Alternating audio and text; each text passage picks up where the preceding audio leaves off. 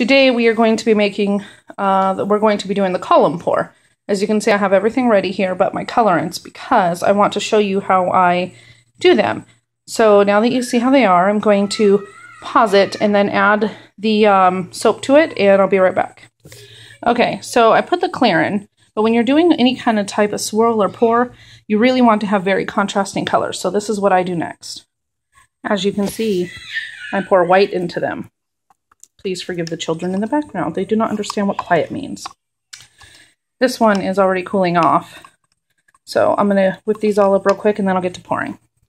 So as you can tell, the white soap made it very different. And now they're all different colors, but now they're all very different. Sorry about that. Got the kids taken care of. So now all you do is you take your cup, and I don't usually do it in this mold, but I want to show you guys different cuts. So I'm going to do it a little different. There's got to be room here for the soap to go down. There we go. I'll start off by pouring just a little.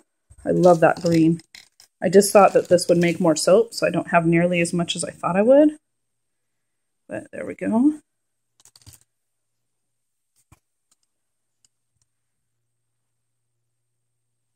See why you need to have them completely different, because you want them to show.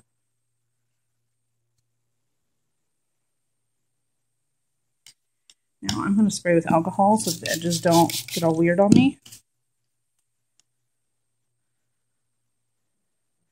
Looks like some of this is blending, but look at that. Look how gorgeous that is. I think I just put a little too much of that green in there.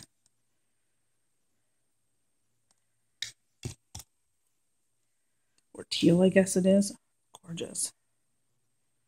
There we go. Looks like I'm going to have enough to fill the mold, even though it doesn't look like it.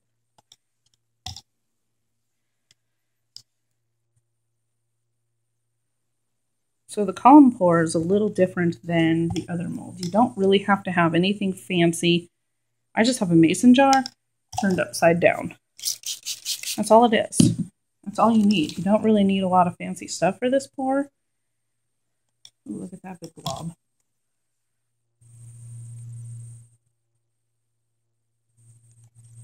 Oh, that one's hardening up. That's okay. This is about what I like to have in this mold, because then I know how to cut it so that it's 4 ounces. This is why I like to use this mold. That's why I'm not using the tall skinny mold. Mostly for that reason. I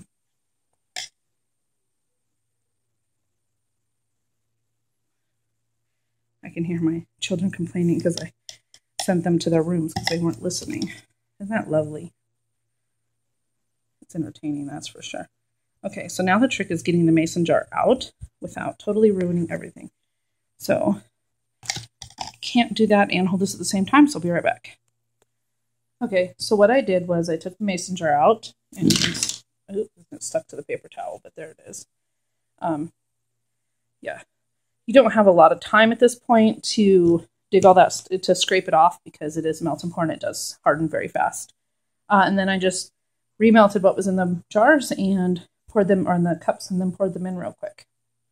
And that's what the top looks like after pouring them on. I will see you guys when it's time to cut. I have unmolded the soap, the column pour. This is what the bottom looks like. That's where the mason jar was. And you flip it over. That's what the top looks like. It's still a little warm, but I'm going to try to cut it.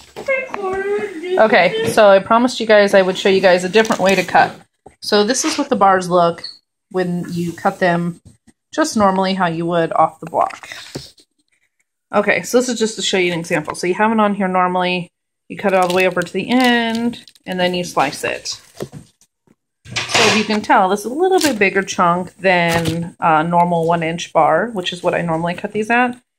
So then what you do is you turn it sideways, and we're going to cut this bar in half. And I hope I cut them wide enough because we want them to be big. So let's see. Oh, that's going to be a little off. So I'm going to, just a sec. Okay, so now they're cut sideways. So now these are the size of the normal bars. And then look what happens. Oh, amazing. Oh my goodness. what it does is it just gives you a completely different look than the other bar. See that? Oh, there it goes. There, focuses in. It's gorgeous. Do you see the difference between them? Here's what this one looks like.